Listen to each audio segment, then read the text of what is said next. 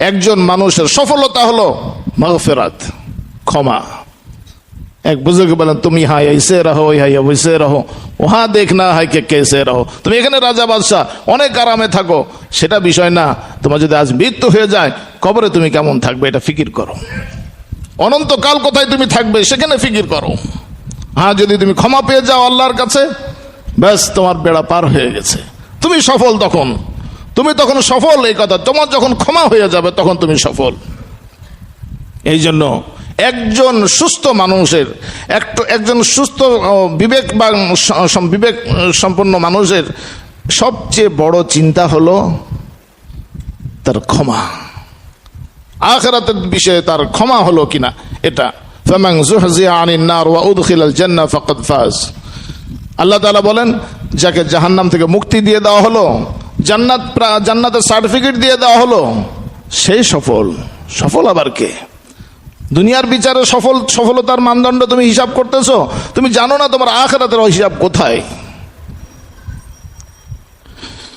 আল্লাহ তাআলা আমাদেরকে চূড়ান্ত সফলতা নসিব করেন, চূড়ান্ত সফলতা নসিব করেন আল্লাহ তাআলা। এই জন্য কিয়ামতের দিনকে বলেছেন তাগাবুন, বলেছেন যালিকা ইয়াউমুত তাগাবুন। সূরা তাগাবুন একটা মুস্তাকিল সূরা নাযিল করেছেন আল্লাহ তাআলা। আল্লাহ তাআলা বলেন, ইয়াউমা ইয়াজমাউকুম লিয়াউমিল জামঈ যালিকা ইয়াউমুত তাগাবুন। যেদিন আল্লাহ তাআলা সমস্ত মানুষকে একত্রিত করবেন, সেদিন মূল হার জিতের দিন। দুনিয়াতে তুমি ব্যবসার ভিতরে হার জিত আছে, স্টুডেন্ট লাইফে হার জিত আছে, কর্মজীবনে হার জিত আছে, এই সবগুলো গৌণ।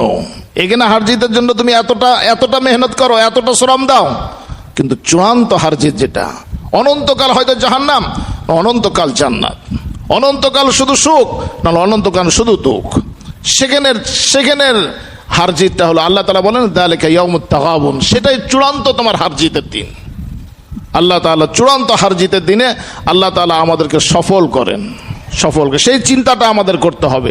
তো আমার আজকের এই জুমা, ইনশাআল্লাহ আজকের এই জুমাতে যে আলোচনা 3 জুমা থেকে টেনে নিয়ে আসতেছি, আজকে এটা সমাপ্ত হবে ইনশাআল্লাহ। এটা আমি পুরো 3 জুমার আলোচনাকে আবার শিরোনাম দিয়ে খালি এগুলোকে আমি আলোচনা করছি, যাতে করে আমাদের কাছে এই বিষয়টা বদ্ধমূল হয়ে যায় যে আমাদের ক্ষমা কিভাবে মিলবে।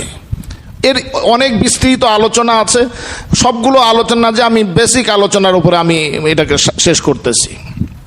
আল্লাহ তাআলা ইরশাদ করেন সূরা মুমিনুনের আয়াত, আল্লাহ তাআলা ইরশাদ করেন, ওয়াসারিউ ইলা মাগফিরাতিম মির রাব্বিকুম ওয়া জান্নাতিন আরদুহাস সামাওয়াতু ওয়াল আরদ। দৌড়াও ক্ষমার দিকে, তোমার পালনকর্তা, তোমার প্রভুর পক্ষ থেকে ক্ষমার দিকে দৌড়াও। কে ডাকছেন? যিনি ক্ষমা দিবেন, যার কাছে বিচার, তিনি ক্ষমা পাওয়ার রাস্তা বলে দিচ্ছেন। যার কাছে বিচার, তিনি পথ বলে দিচ্ছেন যে দৌড়াও ক্ষমার দিকে। জীবন তো অল্প, এই জীবন দিয়ে শুধু দুনিয়ার সুখ তুমি তালাশ করো না, এই জীবন দিয়ে তোমাকে আখিরাতের অনন্তকালের সুখ এবং ক্ষমা তোমাকে নিশ্চিত করতে হবে, তবেই তুমি সফল, তবেই তোমার এই বিবেক সফল, তোমার কর্ম সফল। তুমি ঠিক আছে না? দুনিয়াতে ভালো ভালো খেলাম, পড়লাম, আরামে থাকলাম না, শুধু এই জন্য আল্লাহ তাআলা আমাদেরকে এই বিবেক দেননি। আমাদের যে যোগ্যতা দিয়েছেন, বিবেক দিয়েছেন, এই যোগ্যতা বিবেক শুধু এই জন্য নয়, যোগ্যতা এবং বিবেক আখিরাতের জিন্দেগিকে সুন্দর করার জন্য আল্লাহ তাআলা দিয়েছেন একই সাথে। এই জন্য বলেছেন আল্লাহ তাআলা যে কিছু মানুষ আছে যারা এই কথা বলে, রব্বানা আতিনা ফিদ দুনিয়া হাসানাতাও ওয়া ফিল আখিরাতি হাসানাতাও ওয়া কিনা আযাবান নার। কিছু মানুষ এমন আছে যারা এই কথা বলে, আল্লাহ দুনিয়াতে আপনি আমাকে হাসানা দান করেন, দুনিয়াতে আমাকে ভালো জীবন দান করেন, আর আখিরাতেও ভালো জীবন দান করেন। এই দুটোকে যারা সামনে রাখে তারাই হলো পূর্ণ মানুষ, তারাই হলো বুদ্ধিমান। একবারে বুদ্ধিমান এই শব্দে আল্লাহ রাসূলও বলেছেন, আল কাইয়িস মান দানা নাফসা ওয়া আমিলা লিমা বাদাল মাউত। জ্ঞানী ওই ব্যক্তি যে নিজেকে, নিজের প্রবৃত্তিকে দমন করলো এবং আখিরাতের জন্য, সামনের জীবনের জন্য প্রস্তুতি নিল। সামনের জীবন দেখা যাচ্ছে না, পর্দার আড়ালে, এই অল্প চোখ বুঝলেই ওই জীবন দেখা যাবে।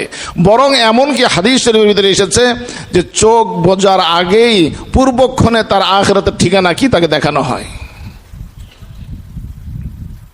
জিন্দেগি খুব কাছে, একবারই পর্দার সাথে লেগে আছে আমাদের জীবনের, এই পার ওপার, ওই পারের জিন্দেগির জন্য প্রস্তুতি নিতে হবে।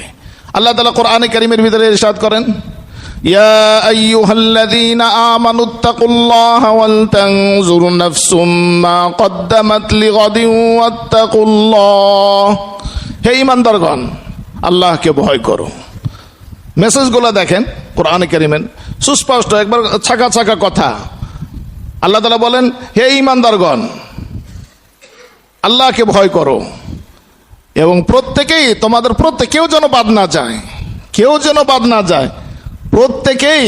আল্লাহ তাআলা আবার এটা গুরুত্ব দিয়ে দিয়েছেন, ওয়াল তানজুর নাফসুম মা কদ্দামাত লিগাদ। প্রত্যেকেই যেন এই কথা চিন্তা করে আগামীকালের জন্য সে কি প্রেরণ করেছে। আগামীকাল আমার বাসার ব্যবস্থার ব্যাপারে আমার সবকিছু ইন্তজাম হয়ে আছে, আমার বাসার দুনিয়ার জীবনের সেটিং সবকিছু ঠিকঠাক আছে, তবেই তো আমি আজকে শান্ত। আল্লাহ তাআলা বলে আগামীকাল যদি তোমার কবর হয় তাহলে তোমার কি অবস্থা, সেটার বিষয়ে তুমি চিন্তা করেছো? অবশ্যই তুমি এটা ফিকির করো। আগামীকাল যদি তোমার কবর হয়, আগামীকাল যদি তোমার হিসাব হয়, আগামীকাল যদি তুমি আল্লাহর কাছে তুমি হাজির হও, তাহলে তোমার জিন্দগির হিসাব কি হবে? ওয়াত্তাকুল্লাহ, আল্লাহ তাআলা বলেন আল্লাহকে ভয় করো, আল্লাহকে ভয় করো। আল্লাহ তাআলা আমাদেরকে আহ্বান করেছেন, যিনি বিচার নিবেন, যিনি আমাদের যার হাতে আমাদের সবকিছু বিচার, আমাদের জিন্দেগির হিসাব, তিনি বলেন যে দৌড়াও, এখন দৌড়াও, ক্ষমার দিকে দৌড়াও। তিনি আবার বলেন, ইয়া আইয়ুহাল্লাযীনা কাফারু লা তা'তাযিরুল ইয়াউম।